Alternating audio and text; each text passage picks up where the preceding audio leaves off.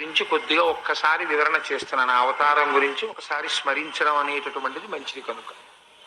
ఇవాళ రోజున బాలా త్రిపుర సుందరి అనేటటువంటి మాట మీకు లలితా సహస్రనామ స్తోత్రంలో కూడా వస్తుంది, శ్రీమత్ త్రిపుర సుందరి అని. అలాగే భండపుత్ర వధోద్యుక్త బాల విక్రమనందిత అన్న చోట ఆ భండాసురుని యొక్క పుత్రులైనటువంటి 30 మందిని సంహరించినటువంటి త్రిపుర సుందరి యొక్క కుమార్తె అయిన బాల అనబడేటటువంటి అమ్మవారి యొక్క వైభవాన్ని చూసి జగజ్జనని సంతోషించినది అని ఒక నామం వస్తుంది.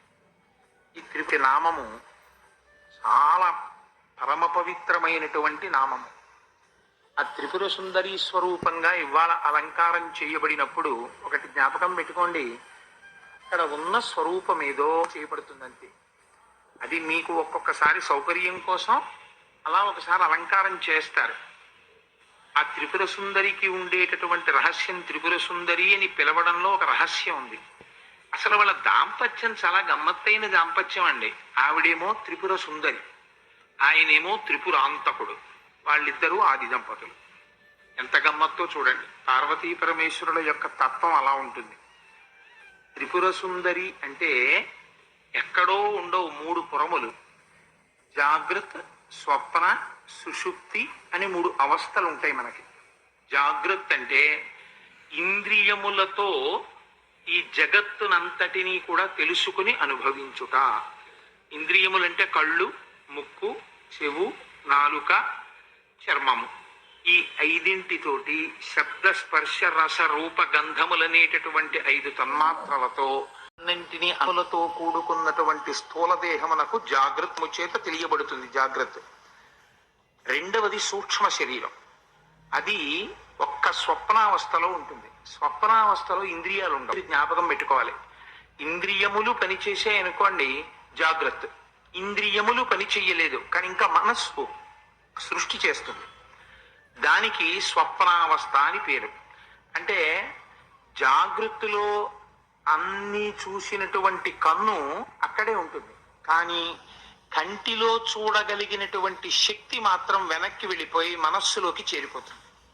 చెవు అక్కడే ఉంటుంది, కానీ చెవి వినగలిగినటువంటి శక్తి వెనక్కి వెళ్ళి మనస్సులోకి చేరిపోతుంది.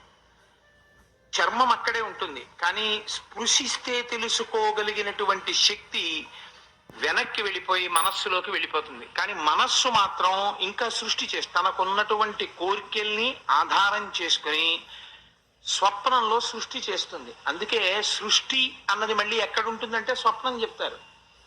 అక్కడ మీకు ఇత పూర్వం లేదు, కానీ మిమ్మల్ని తీసుకెళ్లి ఎవరో ఒకళ్ళు చెట్టు కట్టేశారు. పెడరెక్కలు విడిచి కట్టి అక్కడి నుంచి ఓ కొరడా పట్టుకొచ్చి కొడుతున్నారు. ఎంత బాధో, ఒళ్ళంతా నొప్పులు. అయ్యో, వింటుంది వింటుంది వింటుంది, చెవు అలిసిపోతుంది. ఆఫీస్కి వెళ్ళి రాశాడు అలిసిపోయాడు. 5 అయ్యేటప్పటికి స్కూటర్ ఎక్కి ఇంటికి వచ్చేసాడు.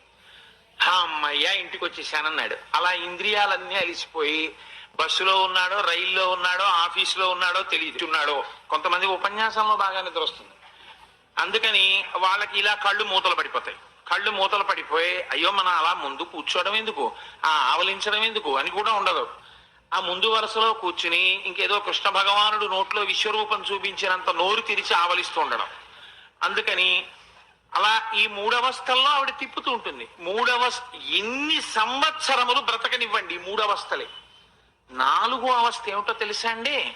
సాక్షి చేస్తుంది ఆవిడకున్న గొప్పతనం. ఆవిడ అనుగ్రహం కలిగింది అనుకోండి, ఇవాళ పూజ చేసినప్పుడు ఆవిడ అనుగ్రహం కలిగింది అనుకోండి, ఆవిడ మిమ్మల్ని 4వ దశలోకి తీసుకెడుతుంది. తీసుకెడితే ఏమవుతుందో తెలుసా అండి? ఏమి తమాషారా అంటాడు. రాత్రి నిద్రపోయినప్పుడు ఏమీ లేవా, ఇలా లేచేటప్పటికి మళ్ళీ అన్నీ వచ్చేసాయా?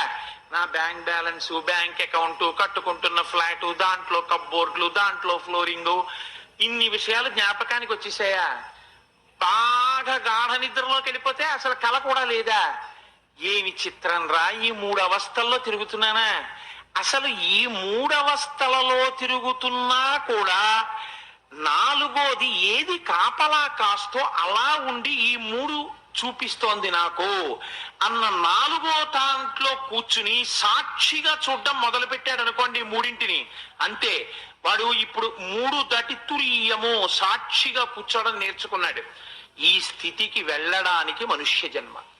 ఈ మనుష్య జన్మలో అటువంటి ప్రయత్నమునందు సిద్ధి కలగడానికి ఇవాళ బాలా త్రిపుర సుందరి స్వరూపంగా అమ్మవారికి అర్చన చేస్తారు.